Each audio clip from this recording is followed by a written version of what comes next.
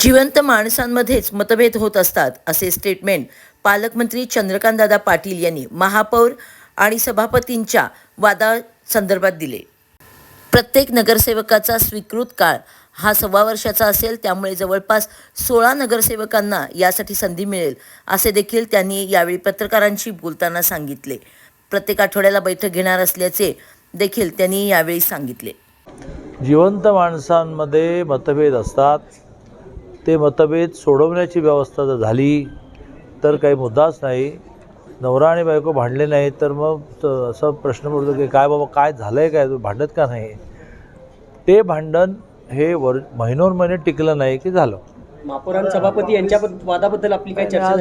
आज दोघांचं combine statement आलं आहे वर्तमानपत्रामध्ये की आमच्यात कुठलेही मतभेद नाहीत. तरी आता दर आठवड्यालाच बसणार ना आम्ही. सांगली प्रहार न्यूजसाठी मुख्य संपादिका नीता पाटील.